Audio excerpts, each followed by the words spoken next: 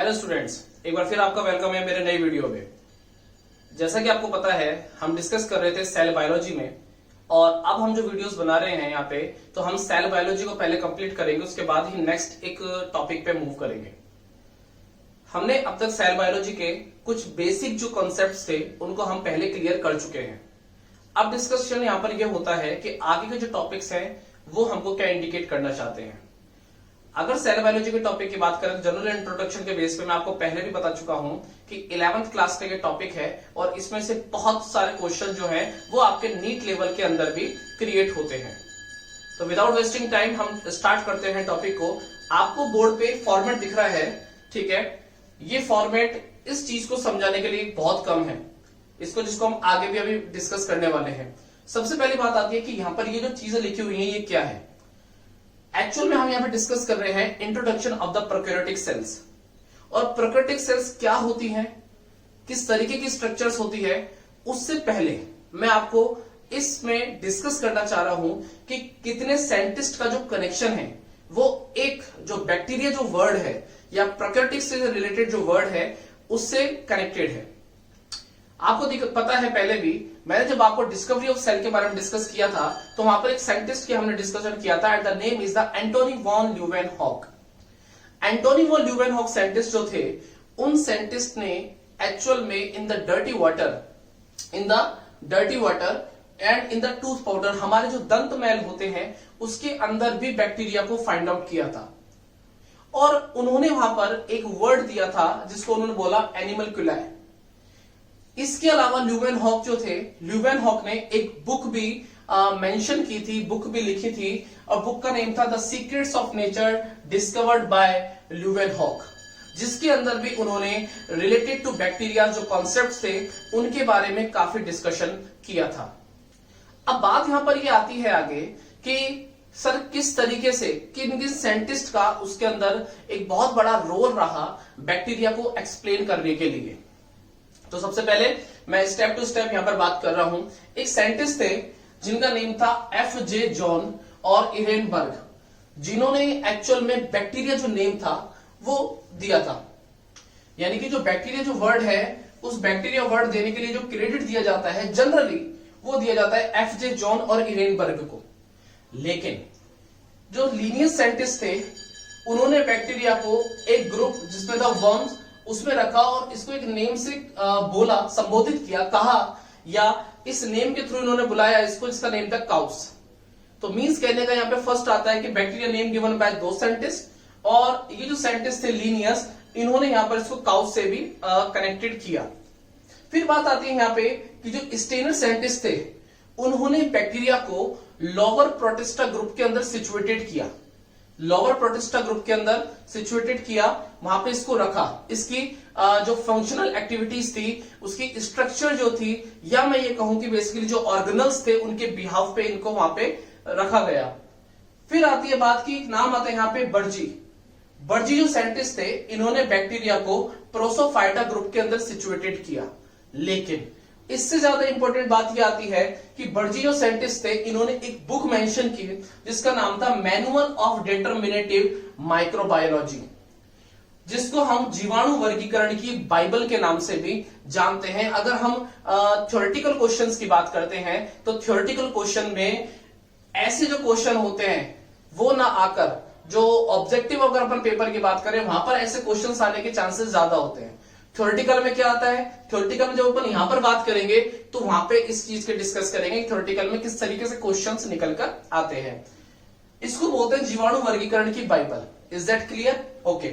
Oswald Tippo जो scientist थे, उन्होंने बैक्टीरिया को माइकोफाइटा ग्रुप के अंदर सिचुएटेड किया, जबकि जो कॉल नेगेली थे, नेगेली ने इसको साइजोमाइसिटीज जो ग्रुप था उसमें इसको रखा गया, किसको? बैक्टीरिया को। विटेकर जो साइंटिस्ट है, विटेकर का यहाँ पे जो नाम रहेगा वो बहुत इंपॉर्टेंट रहेगा। क्यों रहेगा? जब हम डिस्कस करेंगे the classification of the living organism, तो उस टाइम पर हम वहां पे 5 किंगडम मेथड्स के बारे में पढ़ेंगे, यानी कि पंच जगत प्रणाली। वहां पर हम डिस्कस करेंगे कि अलग अलग जो साइंटिस्ट थे उन्होंने स्टार्टिंग से जो भी ऑर्गेनिज्म उनको मिलते चले गए, अलग अलग ग्रुप में रखते गए। जैसे पहले 2 किंगडम मेथड आया, द्विजगत प्रणाली, जो कैरोलस लीनियस ने दी थी। फिर त्रिजगत आई, जिसको हैकल ने, यानी कि 3 किंगडम मेथड जो था, दे आर गिवन बाय हैकल। फिर आई 4th किंगडम मेथड, जिसको कॉपलैंड ने दिया। और फिर आता है 5 किंगडम मेथड, जिसको दिया एक्चुअल में किसने? विटेकर ने। और विटेकर ने एक्चुअल में जितने भी प्रोकैरियोट्स थे उनको मोनेरा के अंदर सिचुएटेड किया। यहां तक बात आपको क्लियर होनी चाहिए, और ये बहुत एक इंपॉर्टेंट पार्ट भी आता है। क्लियर है यहां तक बात? जब आप वहां पे क्लासिफिकेशन पढ़ेंगे तब हम वहां पे डिटेल में पढ़ेंगे एक्चुअल में कि किस तरीके से वहां पर डिवाइडेशन जो था वो किया गया था। Is that clear? Lewis pasture जो साइंटिस्ट थे, उन्होंने इस स्ट्रक्चर यानी कि बैक्टीरिया को लेते हुए एक जर्म थ्योरी दी, और बैक्टीरिया को उन्होंने एक नेम से बुलाया, और जिसको बोला गया क्या? जर्म। इन्होंने ना केवल यहां पे इन्होंने एक पास्चुराइजेशन जो मेथड होता है, इसको आप बोलते हैं पास्चुरीकरण, उस पास्चुरीकरण विधि के बारे में भी जो लुईस पास्चर थे उन्होंने इसके बारे में यहां पे चर्चा की। फिर आता है नाम रॉबर्ट कॉच। रॉबर्ट कॉच का कनेक्शन एक बैक्टीरिया से। इन्होंने क्या करा? कृत्रिम संवर्धन जो विधि है, यानी कि जो आर्टिफिशियल जो मेथड है, कृत्रिम संवर्धन, मैं दोनों मीडियम में लेता हुआ चल रहा हूं अपने वीडियो को, हिंदी मीडियम भी और इंग्लिश मीडियम भी। क्लियर है? जो हिंदी मीडियम के बच्चे मेरे को देख रहे हैं वो इस चीज को ध्यान रखें कि टर्म्स जो है बेटा वो इंग्लिश में ही आपको अपने क्लियर रखनी होंगी। वो आपके लिए एसेंशियल है, बहुत जरूरी है, जिससे आपको आगे की क्लासेस में किसी भी तरीके की दिक्कत नहीं आए। अब यहां पे बात आती है कि उन्होंने आर्टिफिशियल कल्चर यानी कि कृत्रिम संवर्धन के बारे में भी यहां पर बताया। लेकिन रॉबर्ट कॉच ने एंथ्रेक्स डिजीज जो होता है इसके फैक्टर को भी खोजा था। एंथ्रेक्स जो डिजीज है basically generally they are present in the animal, जानवरों में होती है, लेकिन ह्यूमंस के अंदर भी देखने को मिलती है। रेस्पिरेशन पार्ट्स की अगर बात करें तो मेजरली वहां पे इफेक्टेड हो सकते हैं। एंथ्रेक्स का जो फैक्टर होता है, इसकी जो स्ट्रक्चर होती है वो होती है रॉड शेप स्ट्रक्चर, यानी कि हम बोल सकते हैं एक तरीके से बैसिलस, और बैसिलस एंथ्रेकिस जो है वो इसका होता है फैक्टर। इसके अलावा जो रॉबर्ट कॉच ने टीबी के जो फैक्टर है इसके बारे में बताया था, वो एक सेकेंडरी चीज है, मेन नाम आता है यहाँ पे इसी का। ठीक है?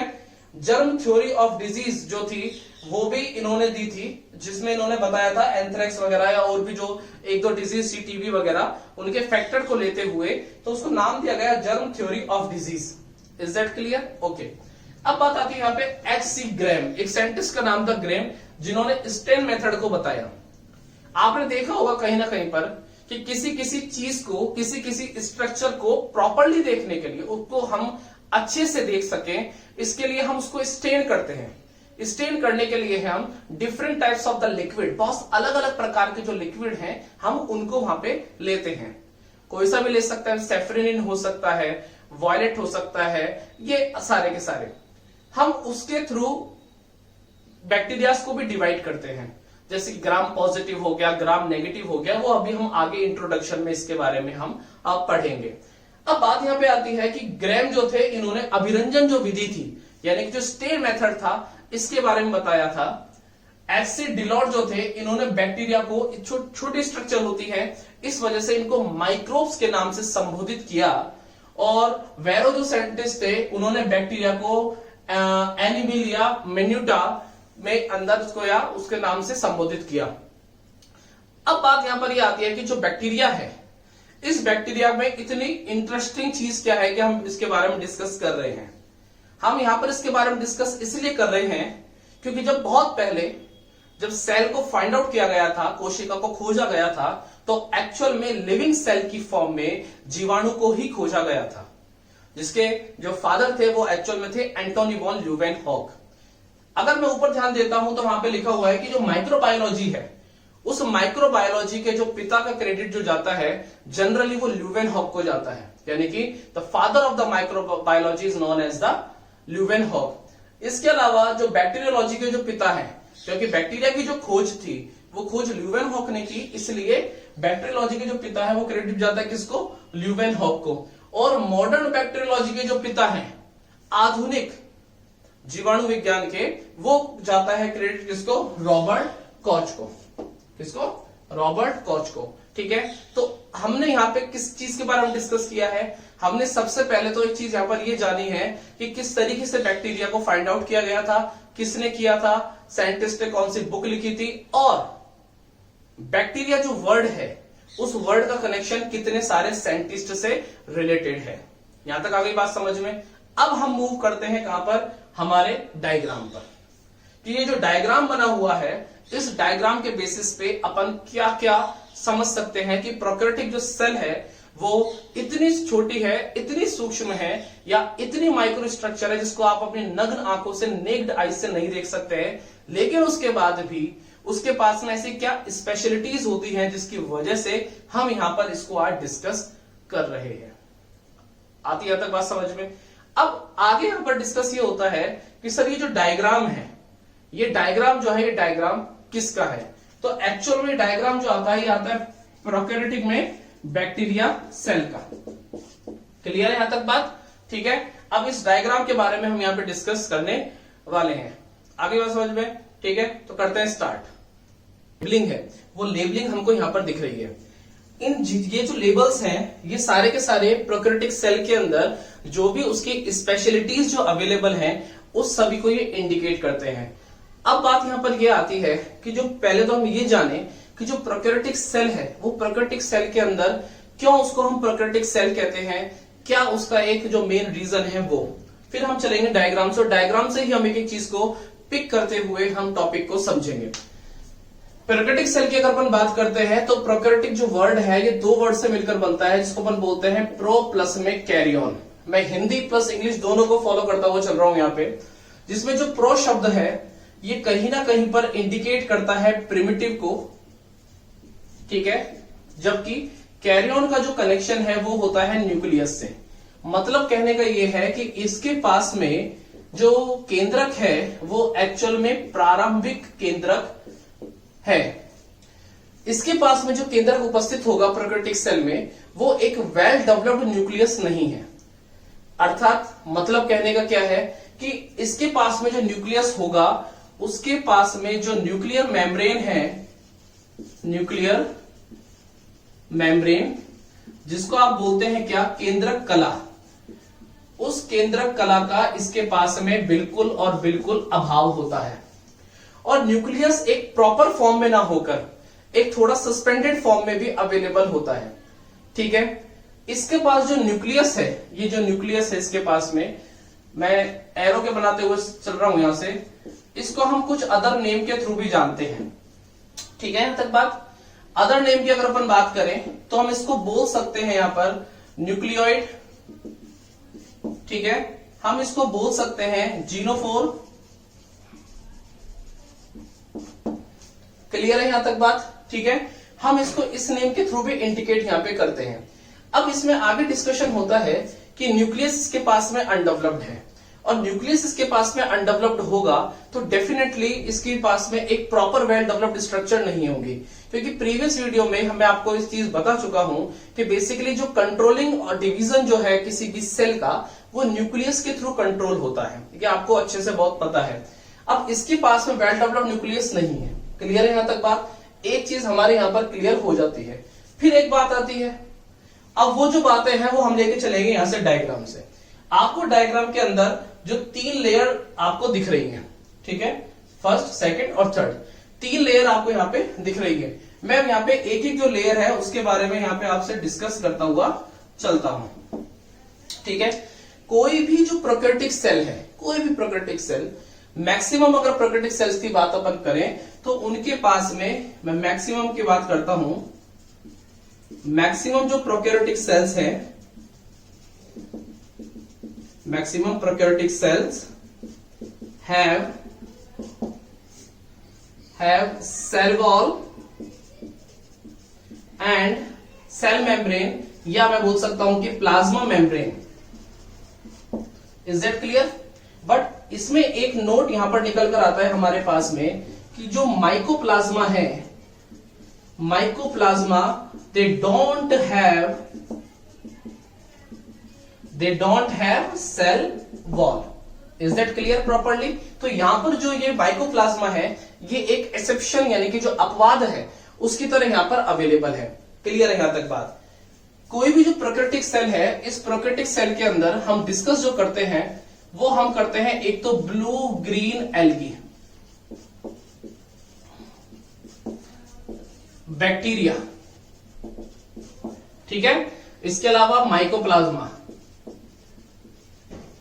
और इसके अलावा पीपीएलओ। ये सारे के सारे जो स्ट्रक्चर्स आप मैंने अभी नेम लिए हैं, they all are involve in the prokaryotic cells. यहां तक बात आप क्लियर है। अब मैं भी यहां पे बात कर रहा था इनके लेयर्स को लेके। लेयर्स में अगर मैं बात करता हूं यहां पे, तो एक्चुअल में इसके पास में 3 लेयर्स अवेलेबल है।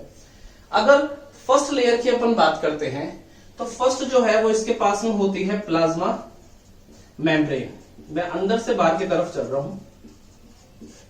प्लाज्मा मेम्ब्रेन, प्लाज्मा मेम्ब्रेन जो है, प्लाज्मा मेम्ब्रेन में आपको एक स्ट्रक्चर दिख रही होगी, ये वाली जो स्ट्रक्चर है, जो एक्चुअल में एक्सटेंशन से बनी है, प्लाज्मा मेम्ब्रेन के एक्सटेंशन से। इस स्ट्रक्चर को अपन बोलते हैं मीजोसोम्स। क्या बोलेंगे हम इसको? मीजोसोम्स। मीजोसोम्स जो है ये क्या करते हैं, क्या रोल है इनका? देखिए, अगर हम एनिमल सेल्स की बात करते हैं, हम हमारी बात करते हैं, तो हमारे पास में एक ऑर्गेनल अवेलेबल होता है जिसको अपन बोलते हैं माइटोकॉन्ड्रिया। और माइटोकॉन्ड्रिया को कहीं ना कहीं पे हमने लार्जेस्ट ऑर्गेनल भी बोला है। माइटोकॉन्ड्रिया को पावर हाउस भी कहते हैं। लेकिन हम ये बात तो वहां करेंगे जहां पर एक वेल डेवलप्ड स्ट्रक्चर अवेलेबल होगी। अगर मैं यहां पर बात करता हूं, तो प्रोकैरियोटिक तो एक वेल डेवलप्ड स्ट्रक्चर है ही नहीं। तो मीजोसोम्स जो हैं, वो मीजोसोम्स एक्चुअल में अगर अपन बात करें, तो यहां पर काम करते हैं रेस्पिरेशन का। यानी कि जो रेस्पिरेशन का जो प्रोसेस है, इसके अलावा जो किसी भी मटेरियल को सिंथेसिस करने का जो पार्ट होगा, वो भी कहीं ना कहीं पर मीजोसोम्स के थ्रू ही होता है। इसके अलावा अगर अपन बात करें यहां पे, तो सेल वॉल का जो फॉर्मेशन होता है, उस फॉर्मेशन को करने के लिए भी ये रेस्पॉन्सिबल होते हैं। और इसके अलावा जो मेन और एक और चीज कि डीएनए का जो रेप्लिकेशन है, उस डीएनए को रेप्लिकेशन के लिए भी ये रेस्पॉन्सिबल होते हैं। क्लियर है यहां तक बात? इस मीजोसोम के एक्चुअल में 3 पार्टीशंस क्रिएट होते हैं, ठीक है, 3 पार्टीशंस। मैं यहां पर लिख रहा हूं ऊपर, ठीक है, यहां पे ये तो आपको समझ में आ ही गया है।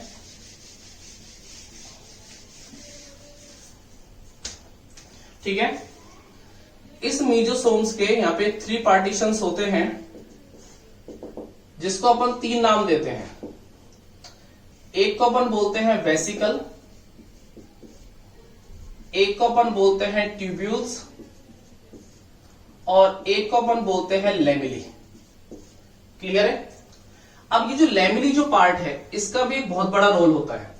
जनरली अगर मैं देखो बैक्टीरिया के न्यूट्रिशन की अगर मैं बात करता हूं, तो बेसिकली बैक्टीरिया के न्यूट्रिशन के बिहाफ पे आप बैक्टीरिया को अलग अलग कैटेगरी में डिवाइड करते हैं। जैसे कि आपके अकॉर्डिंग कुछ ऐसे बैक्टीरिया होते हैं जो बेसिकली सल्फर बैक्टीरिया हैं, जो केमिकल रिएक्शन के थ्रू सल्फर को यूज कर रहे हैं। कुछ ऐसे बैक्टीरिया होते हैं जनरली जो मीथेन को यूज करते हैं, तो आप उसको मिथेजोनिक जो बैक्टीरिया है वो बोलते हैं। ठीक है, कहीं ना कहीं पर जो आप नाइट्रोजन को जो बैक्टीरिया यूज कर रहा है, उसको हम नाइट्रोजन बैक्टीरिया कह देते हैं। ठीक है, ऐसे बहुत सारे। लेकिन ये बैक्टीरिया तो एक्चुअल में केमिकल रिएक्शन कर रहे हैं। बैक्टीरिया की कैटेगरी में अपन बात करते हैं, तो बेसिकली एक बैक्टीरिया जिसको अपन साइनोबैक्टीरिया के नाम से जानते हैं, मैं शॉर्ट में लिखूंगा, इसको अपन बोलते हैं ब्लू ग्रीन एल्गी।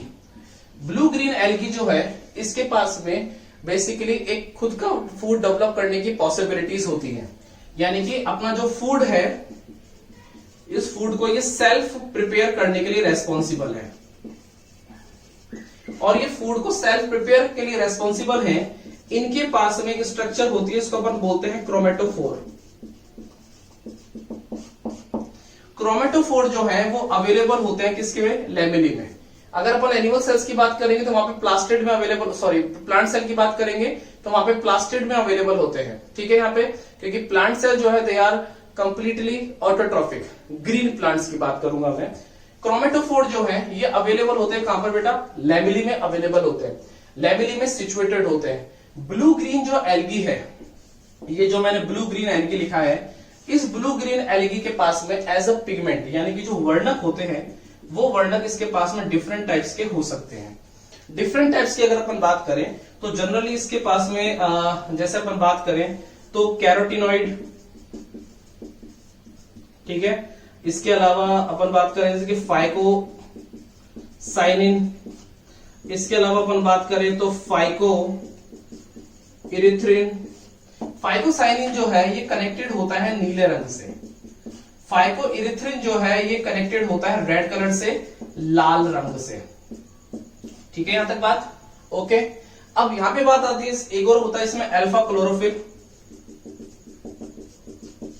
ये सारे के सारे जो है बेसिकली या इनमें से कुछ जो है ब्लू ग्रीन एल्गी के पास में अवेलेबल हो सकते हैं। और ब्लू ग्रीन एल्गी जो है वो कहीं ना कहीं पर इसकी वजह से ही एक अपना जो फूड प्रोसेस है, जो सेल्फ फूड मेकिंग प्रोसेस है, उसको इंडिकेट करने के लिए, बनाने के लिए जो है वो मेजरली रेस्पॉन्सिबल यहाँ पे होता है। यहां तक आपको चीज क्लियर हो गई है। तो हमने यहाँ पे प्लाज्मा मेम्ब्रेन के बारे में बात किया, जिसके पास में मीजोसोम्स जो हैं वो यहाँ पर अवेलेबल होते हैं। क्लियर है यहां तक बात। अब इसके बाद में डिस्कस होता है, एक एक चीज को लेते हुए चलेंगे अपन यहां से,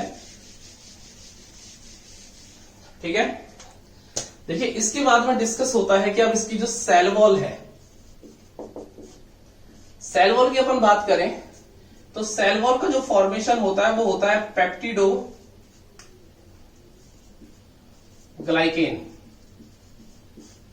पेप्टिडोग्लाइकेन जो है, इस पेप्टिडोग्लाइकेन का जो फॉर्मेशन है वो जनरली दो चीजों से होता है, जिसमें से एक को अपन बोलते हैं पॉलीसैकेराइड और जनरली एक होते हैं एमिनो एसिड्स। पॉलीसैकेराइड्स की अगर अपन बात करें तो पॉलीसैकेराइड्स में हम यहां पर वैसे बहुत सारे होते हैं, लेकिन जैसे ग्लूकोज है, जैसे कि मैग्नोज है, जैसे कि गैलेक्टोज है, इनको हम जनरली यहां पे रखते हैं। एमिनो एसिड की अगर अपन बात करें तो एमिनो एसिड के अंदर जनरली जैसे कि अपन बात करें म्यूरेमिक एसिड है, muramic acid, L lysine acid है, क्लियर है यहां तक बात, डी ग्लूटामिक एसिड है, ठीक है। ये सारे के सारे वहां पर अवेलेबल होते हैं इसके फॉर्मेशन में। किसी भी जो बैक्टीरिया है उसकी जो सेल वॉल होती है या प्राकृतिक सेल में, वो जनरली अवधि है पेप्टिडोग्लाइकेन की। लेकिन अगर मैं बात करूं, क्योंकि देखो साइंस के अंदर जो एक्सेप्शन है, अपवाद हैं, उनकी क्वांटिटी का लेवल बहुत ज्यादा है, बहुत ज्यादा, ठीक है यहां तक बात। सेल वॉल की अगर मैं बात करूं तो कुछ ऐसे बैक्टीरियाज होते हैं जिनकी सेल वॉल सेलुलोज की बनी हुई होती है, ये यहां पर एक अपवाद है। और बेसिकली ये जो सेलुलोज से बनी है, मेड बाय सेलुलोज, मैं प्रॉपर लिख देता हूं यहां पे, मेड बाय सेलुलोज। ये जो बैक्टीरिया होते हैं इसके अंदर हम रखते हैं जैसे कि एजिटोबैक्टर, ठीक है, जाइलियन बैक्टीरिया, ठीक है। और ये जो बैक्टीरिया है ये एक अपवाद की तरह काम करता है। और भी बहुत सारे होते हैं इसमें, जैसे कि एजिटोबैक्टर है, एजिटोजाइन है, ये सारे के सारे नेम हैं, ठीक है। मैं लिख देता हूं उसको भी, एजिटोबैक्टर, एजिटोजाइन। ये सारे जो बैक्टीरिया हैं बेसिकली ये दोनों ये अपवाद हैं, क्योंकि इनकी जो सेल वॉल होती है they are made from the cellulose. यहां तक अपनी बात जो है वो क्लियर हो चुकी है, ठीक है यहां तक बात। अब इसके बाद में जो इसकी बिल्कुल आउटर जो लेयर होती है, ठीक है, जो बिल्कुल इसकी जो आउटर लेयर है, ये आउटर लेयर जो है यानी कि जो थर्ड पार्ट है इसका, बिल्कुल outer layer, generally outer layer made by glycocalyx. Glycocalyx के अंदर भी हम टू पार्ट्स डिवाइड करेंगे। इसमें से एक पार्ट जो होता है उसको अपन बोलते हैं कठोर आवरण,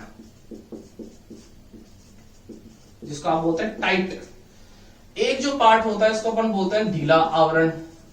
लूज पार्ट जो है, जिसको एक्चुअली अगर अपन बात करें तो कहीं ना कहीं पर हम इसको कैप्सूल और बेसिकली जो स्लाइम लेयर है हम इसके अंदर इसको डिवाइड यहां पे करते हैं।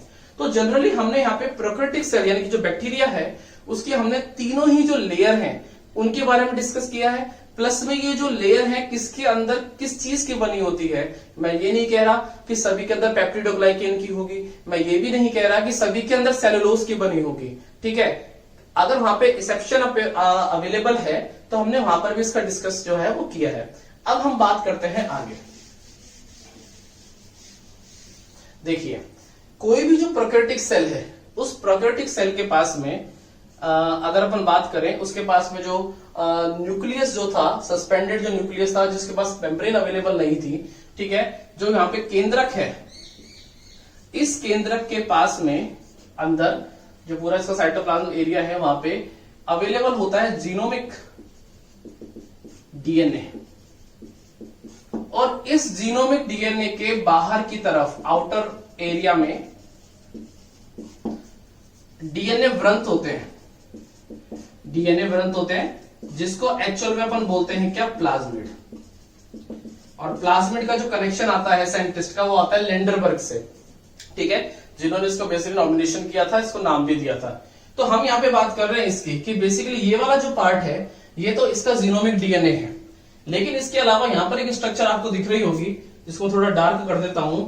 ये वाली जो स्ट्रक्चर है, ये स्ट्रक्चर होती है क्या, प्लाज्मिड। क्लियर है? ये प्रोकैरियोटिक सेल में एक स्पेशलिटी जो है वो यहाँ पे हमको देखने को मिलती है। ठीक है, यहां तक बात। अब आगे इसमें डिस्कस होता है कि कोई भी जो एक बैक्टीरिया है, ठीक है, उस बैक्टीरिया के पास में जो स्टोरेज ऑफ फूड जो होता है, वो होता है किसकी फॉर्म में, ग्लाइकोजन की फॉर्म में, ग्लाइकोजन की फॉर्म में।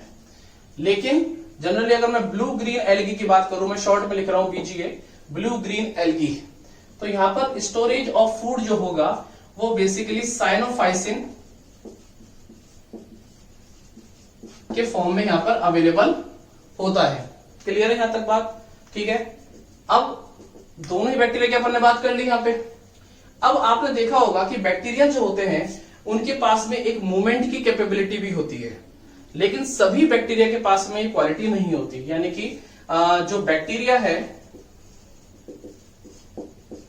वो मोटाइल और नॉन मोटाइल दोनों ही क्वालिटीज को शो करता है। मोटाइल नॉन मोटाइल कैसे, कि मोटाइल होगा तो उसके पास में ऐसी क्या स्ट्रक्चर अवेलेबल होगी जिसकी वजह से वो एक वहां पे मूवमेंट करने के लिए रेस्पॉन्सिबल है। आपको यहां पर एक स्ट्रक्चर दिख रही होगी, ये वाली, ठीक है, ये वाली जो स्ट्रक्चर है इसको आपने बोला है फ्लैजिला, जिसको आप कशाभिका के नाम से जानते हैं। इसका एक बहुत बड़ा रोल होता है इसको मूवमेंट कराने के लिए। फ्लैजिला जो होता है जरूरी नहीं है कि सभी के अंदर अवेलेबल हो। क्लियर है यहां तक बात? जरूरी नहीं है कि सभी के अंदर अवेलेबल हो। अगर मान लीजिए कि बिल्कुल भी फ्लैजिला जो है वो अवेलेबल नहीं है तो हम उसको बोलते हैं एट्रिकस। अगर मान लीजिए एक फ्लैजिला अवेलेबल है, मान लो आपने कोई स्ट्रक्चर बनाई, एक फ्लैजिला अवेलेबल है, तो अपन उसको बोलेंगे मोनोट्राइकस। एक ही साइड में है, ग्रुप्स जो है फ्लैजिला के, जैसे मान लीजिए स्ट्रक्चर यहीं पे ही है, तो उसको अपन बोलते हैं लोफोट्राइकस। दोनों तरफ अवेलेबल है तो अपन उसको बोलेंगे क्या, एम्फीट्राइकस। और मान लीजिए चारों तरफ अवेलेबल है तो उसको अपन बोलते हैं क्या, पेरीट्राइकस। तो मतलब कहने का ये है, ये तो फ्लैजिला है कि फ्लैजिला जो है, उस फ्लैजिला की अवेलेबिलिटी जो है वो क्या होगी, तो उसके बिहाफ पे ने यहाँ पे बात की है। मैं फिर रिपीट कर देता हूं, अगर अवेलेबल नहीं है फ्लैजिला बिल्कुल भी, तो वो होगा एट्रिकस। वन फ्लैजिला है मोनोट्राइकस, वन साइड है केवल लोम्फोट्राइकस, और अगर दोनों साइडेड है तो एम्फीट्राइकस, और अगर चारों तरफ है तो क्या होगा, पेरीट्राइकस। यहां तक आपको चीज क्लियर है। अब ये जो फ्लैजिला है, आपने ये तो कह दिया कि सर मूवमेंट करवाएगा ये, लेकिन अकेला फ्लैजिला ही इस चीज के लिए रेस्पॉन्सिबल नहीं होता। अकेला फ्लैजिला नहीं होता तो इसके कौन से पार्ट होंगे? इस फ्लैजिला के होते हैं 3 पार्ट, जिसको एक को अपन बोलते हैं बेसल बॉडी, एक को अपन बोलते हैं हुक, और एक को अपन बोलते हैं फिलामेंट। देखिए, अगर मैं बेसल बॉडी की बात करूं तो बेसल बॉडी जो है इसका कनेक्शन 2 से होता है। यानी कि अगर मैं इसके 2 पार्ट करता हूं, ठीक है, 2 पार्ट मैंने किए, मान लीजिए मैंने ये पार्ट किया इसका, तो इसका एक पार्ट जो होगा वो तो कनेक्टेड होगा किससे, सेल वॉल से। एक पार्ट जो होगा वो कनेक्टेड होगा इसके सेल मेम्ब्रेन से, प्लाज्मा मेम्ब्रेन से। क्लियर है यहां तक बात? बेसल बॉडी जो है, बेसल, ये इसके फ्लैजिला के बेस पार्ट में अवेलेबल होती है। हुक जो पार्ट है, ये हुक बेसल बॉडी और फिलामेंट्स को जोड़ने के लिए रेस्पॉन्सिबल होता है और इसका कनेक्शन भी सेल वॉल से होता है, यानी कि सेल वॉल में ही ये धसा हुआ अवेलेबल हो सकता है। फिलामेंट्स जो हैं, ये फिलामेंट जो है एक पतवार की तरह काम करते हैं, जो कि एक बैक्टीरिया को प्रॉपर शेप, प्रॉपर उसके मूवमेंट के लिए मेजरली रेस्पॉन्सिबल होते हैं। और इन सब के अलावा भी इसमें जो छोटी छोटी सी जो स्ट्रक्चर आपको दिख रही हैं, इन छोटी छोटी स्ट्रक्चर्स को अपन बोलते हैं, मैं लिखूंगा यहां पे इसको, जिसको अपन बोलते हैं सीलिया। और सीलिया जो होती है ये इसके चारों ओर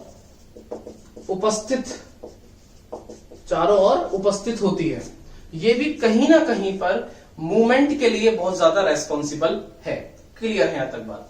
अब इनके अलावा ये जो फ्लैजिला के बारे में आपने डिस्कस किया है पूरा, इसके अलावा भी इनके पास में स्ट्रक्चर अवेलेबल होती है एक, जिसको आप बोलते हैं फिम्ब्री। एक तो होता है फिम्ब्री और एक होता है क्या, पिलाई। फिम्ब्री जो स्ट्रक्चर है, फिम्ब्री, इस फिम्ब्री स्ट्रक्चर का मूवमेंट से कोई कनेक्शन नहीं होता और ना ही पिली का कोई भी कनेक्शन होता है। तो सबसे पहली बात तो ये आती है कि नॉट इन्वॉल्व इन मोटिलिटी, यानी कि जो गमन में ये सहायक नहीं होते हैं।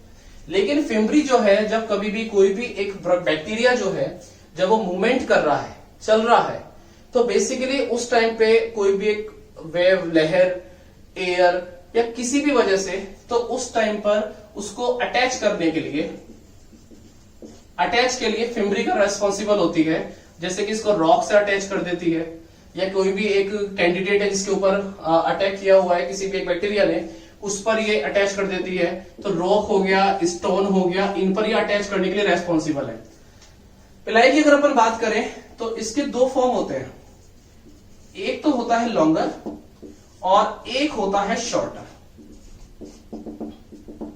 देखिए, पिलाई का जो फॉर्मेशन है वो एक प्रोटीन से होता है जिसको अपन बोलते हैं पिलीन प्रोटीन। पहले तो आप ये चीज याद रखें, ठीक है ना, फॉर्म्ड बाय पिलीन प्रोटीन।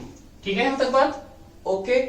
अब जनरली अगर अपन यहां पे बात करें तो पिलाई जो है, मैंने बोला लॉन्गर होता है, एक शॉर्टर होता है। लॉन्गर को हम जनरली सेक्स पिली,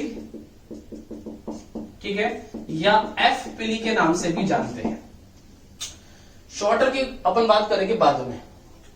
लॉन्गर जो पिली है, इसका जो मेन काम होता है वो होता है संयुग्मन, ठीक है, जिसको आप बोलते हैं क्या, कॉन्जुगेशन। वहां पर ये मेजरली रेस्पॉन्सिबल होगी उसको करवाने में। और किसी भी बैक्टीरिया में जो दाता जो है, डोनर जो है, ठीक है, वो यहाँ पे जेनेटिक मटेरियल के एक्सचेंज के लिए भी रेस्पॉन्सिबल होता है। इसके थ्रू यहाँ पर लॉन्गर पिली का मेन रोल होगा। शॉर्टर पिली की बात करें अपन तो यहाँ पर भी ये अटैचमेंट करती है। मान लीजिए कोई भी एक पैरासाइट है, किसी भी एक बैक्टीरियल डिजीज ने अटैक किया किसी भी बॉडी पे, तो उसको बॉडी के ऑर्गन्स पे चिपकाने के लिए, अटैच बनाए रखने के लिए जो रेस्पॉन्सिबल होती है वो होती है शॉर्टर पिली। तो यानी कि जितने भी ऐसे बैक्टीरिया हैं जो डिजीज करते हैं, ठीक है, डिजीज मेकर, उनके अंदर जनरली शॉर्टर जो पिलाई है उसकी अवेलेबिलिटी वहां पर होगी। क्लियर है यहां तक बात? सारी चीज क्लियर हो गई। अब हमने यहां तक किस चीज के बारे में डिस्कस कर ली है, हमने यहां पे इनकी लेयर, ठीक है, फ्लैजिला, इसके अलावा पिली, फिम्ब्री, जो जीनोमिक डीएनए है वो क्या होता है, और इसका जो प्लाज्मिड है वो क्या होता है, क्या कौन से साइंटिस्ट ने नेम दिया, एक्सेट्रा। अब हम बात करते हैं आगे, ठीक है, आप अच्छे से नोट कर रहे होंगे आई थिंक। अब डिस्कस होता है यहां पे कि सर ये तो सब चीजें अवेलेबल हैं, लेकिन इसके अलावा अगर ऑर्गेनल्स की बात करें तो इसके पास में और कौन से ऑर्गेनल्स अवेलेबल होंगे। बिकॉज इसके पास में वेल डेवलप्ड न्यूक्लियस तो अवेलेबल है नहीं, जिसको मैं बोलूंगा यहां पर कि सुविकसित केंद्रक, कि सर सुविकसित केंद्रक का सर इसके पास में क्या है, अभाव है। तो सुविकसित केंद्रक का अभाव है तो इसके पास में कुछ ऑर्गेनल नहीं होंगे, जैसे कि कौन नहीं होगा, माइटोकॉन्ड्रिया, जैसे कौन नहीं होगा, जैसे कि गोल्जी बॉडी, जैसे कौन नहीं होगा, जैसे कि लाइसोसोम, जैसे कि ईआर। क्लियर है? लेकिन इन सब के अलावा एक जो ऑर्गेनल है वो इसके पास में प्रेजेंट होता है, जिसको अपन बोलते हैं क्या, राइबोसोम। और राइबोसोम की अपन बात करें तो एक्चुअल में इसके पास में 70S राइबोसोम जो है वो अवेलेबल होता है, जिसको अपन सब यूनिट में देखें तो 50S प्लस में 30S। एस जो है इसको अपन बोलते हैं स्वेदबर्ग, जो साइंटिस्ट के रेस्पेक्ट में नेम जो है यहाँ पे रखा गया था। ये राइबोसोम जो है, जो यहाँ पर इसके साइटोप्लाज्म में अवेलेबल होता है क्या, mRNA। उस mRNA के साथ में, जैसे मान लीजिए मैंने आपको समझाने के लिए बताया, तो कई बार ऐसे भी ये अवेलेबल होते हैं। जब ये ऐसे स्ट्रक्चर को फॉर्म करते हैं तो अपन इसको बोलते हैं पॉलीराइबोसोम। क्या बोलेंगे यहाँ पे हम, पॉलीराइबोसोम। क्लियर है यहां तक बात हमारे सामने? अब बैक्टीरियाज के अंदर कैटेगरीज होती हैं।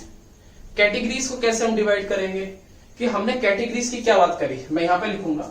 एक साइंटिस्ट है जिसका नेम था ग्रैम, और इन्होंने एक मेथड दिया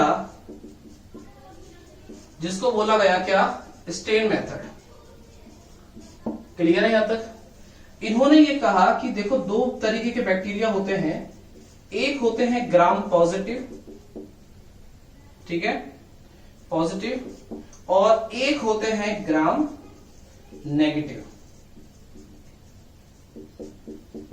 क्लियर है यहां तक बात?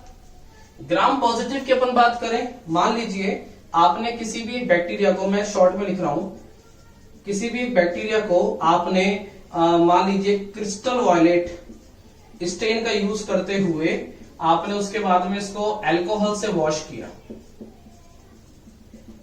ठीक है, यहां तक बात क्लियर है? अल्कोहल से जब वॉश किया तो बेसिकली वॉश जो था वो रिमूव नहीं हुआ, ठीक है, यानी कि जो स्टेन था वो उस पर चढ़ा हुआ है, वो रिमूव नहीं हुआ है, तो वो इंडिकेट करता है किसको, यहाँ पे ग्राम पॉजिटिव को। मैं लिख देता हूं यहाँ पे, स्टेन नॉट रिमूव। अब एग्जाम्पल कौन से होते हैं सर? एग्जाम्पल इसके हैं जैसे कि माइक्रोकोकस है, स्ट्रेप्टोकोकस है, ये सारे इसके एग्जाम्पल आ जाते हैं। मैं एक लिख देता हूं, स्ट्रेप्टोकोकस। ग्राम नेगेटिव की अपन बात करें तो ग्राम नेगेटिव जो है, ये ग्राम नेगेटिव एक्चुअल में मान लीजिए आपने यहां पे फिर एक बैक्टीरिया लिया, आपने एक स्टेन जिसको आप बोलते हैं क्या, सेफ्रेनिन, सेफ्रेनिन से स्टेन किया। स्टेन करने के बाद में आपने देखा कि वो रिमूव हो गया।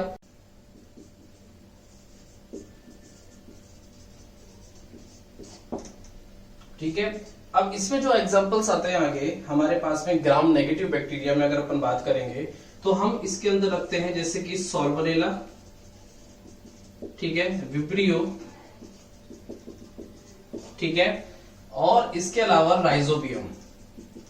ये सारे एग्जांपल्स जो हैं ये आते हैं किसके अंदर, ग्राम नेगेटिव। ग्राम पॉजिटिव और ग्राम नेगेटिव जो बैक्टीरियाज हैं इनके अंदर एक और डिफरेंस जो है वो अवेलेबल होता है। मैं आपको यहां पे समझाऊंगा चीज। देखिए, जो ग्राम पॉजिटिव है, मैं शॉर्ट में ले रहा हूं यहां पे, gram positive and the gram negative. Gram positive जो बैक्टीरियाज होते हैं उनकी जो सेल वॉल होती है, ठीक है, वो होती है थिक, और इनके पास में एक्चुअल में केवल जो सिंगल लेयर है वो अवेलेबल होती है, ठीक है, जो एक्चुअल में डेवलप होती है किससे, पेप्टिडोग्लाइकेन से। क्लियर है यहां तक बात? जबकि ग्राम नेगेटिव की अपन बात करें तो यहां पर जो सेल वॉल है जनरली वो 2 लेयर्स यहां पर बनती हैं, 2 लेयर्स आर प्रेजेंट, जिसमें से एक जो लेयर है वो तो सेम है पेप्टिडोग्लाइकेन, और सेकंड जो होती है बेसिकली वो होती है लाइपोपॉलीसैकेराइड या लिपिड जो पॉलीसैकेराइड है उसके थ्रू उसका डेवलपमेंट होता है। क्लियर है यहां तक बात? ठीक है, तो हमने यहां पर बात कर ली है ग्राम पॉजिटिव और ग्राम नेगेटिव की एक कंप्लीट इंफॉर्मेशन को लेते हुए। अब बात यहां पर ये आती है आगे कि जो बैक्टीरियाज हैं इसके अंदर रिप्रोडक्शन का जो प्रोसेस है वो हमें क्या देखने का मिलता है। ठीक है, क्लियर है यहां तक बात। देखिए रिप्रोडक्शन की अगर मैं बात करूं, बिकॉज ये एक वेल डेवलप्ड स्ट्रक्चर नहीं है, that's why they don't have a true sexual reproduction. तो फर्स्ट अगर मैं यहाँ पे रिप्रोडक्शन को अगर आपको समझाने के लिए 3 पार्टीशन में डिवाइड करता हूं, first is a vegetative reproduction. देखिए वेजिटेटिव रिप्रोडक्शन में बहुत सारे प्रोसेसेस इनके पास में होते हैं, जैसे कि अपन बात करेंगे, जैसे कि फिजन प्रोसेस है, ठीक है, जैसे कि बडिंग प्रोसेस है, ये सारे क्लियर है। अगर मैं अब डिस्कस करता हूं यहां पे असेक्सुअल रिप्रोडक्शन को लेके, असेक्सुअल रिप्रोडक्शन में तो जनरली इनके पास में उसके भी बहुत सारे मेथड्स होते हैं, जैसे कि एंडोस्पोर के थ्रू, जैसे कि जूस्पोर के थ्रू, जैसे कि सिस्ट के थ्रू, जैसे कि कॉनोडिया के थ्रू। तो मीन्स कहने का ये है कि इनके पास में असेक्सुअल रिप्रोडक्शन करने के लिए इनके पास में बहुत सारे मेथड्स हैं। जब हम बैक्टीरिया में रिप्रोडक्शन के प्रोसेस को आगे हम समझेंगे तो उस समय पर हम प्रॉपर इसके बारे में डेप्थ में बात करेंगे। सेक्सुअल रिप्रोडक्शन की अगर अपन बात करें तो मैंने जैसा कि अभी आपसे कहा कि इसके पास में जो ट्रू सेक्सुअल रिप्रोडक्शन है वो अवेलेबल नहीं होता है, बट इसके पास में जैसे कि कॉन्जुगेशन प्रोसेस, क्लियर है यहां तक, जिसको आप संयुग्मन बोलते हैं, और इसके अलावा ट्रांसफॉर्मेशन, जिसको आप रूपांतरण के नाम से जानते हैं, इनके थ्रू यहां पर ये रिप्रोडक्शन कंडक्ट होता है। क्लियर है यहां तक बात। आज के जो हमने वीडियो डिस्कस किया है इसके अंदर हमने प्रोकैरियोटिक सेल को लेते हुए कंप्लीट चीजों को डिस्कस किया है। इस प्रोकैरियोटिक सेल की जो स्ट्रक्चर है वो किस तरीके से होती है, क्या इसकी लेबलिंग होती है, किस तरीके से यहाँ पे उसके जो different types of the parts हैं वो वर्किंग होते हैं, और बहुत सारी चीजें। अगर आप इस वीडियो को अच्छे से अगर देख लेते हैं और ये जो मैटर आपको बताया गया है, अगर आप इस मैटर को प्रॉपर नोट डाउन कर लेते हैं तो आपके पास में रिलेटेड टू प्रोकैरियोटिक सेल एक अच्छी नॉलेज आपके पास में होती है। क्लियर है यहां तक बात। नेक्स्ट वीडियो में हम इंट्रोडक्शन करेंगे यूकैरियोटिक सेल का, और उसके बाद में स्टेप टू स्टेप एक एक टॉपिक को लेते हुए डिस्कस करते हुए चलेंगे। Is that clear. आपको ऑनलाइन का एक अच्छा बेनिफिट मिल सके इसलिए आपके पास में वीडियोस जो है वो आते रहेंगे। आप इनके प्रॉपर जो नोट्स हैं उसको मेंटेन करते हुए चलें। ठीक है, मिलते हैं नेक्स्ट वीडियो में एक नए टॉपिक के साथ में। Thank you.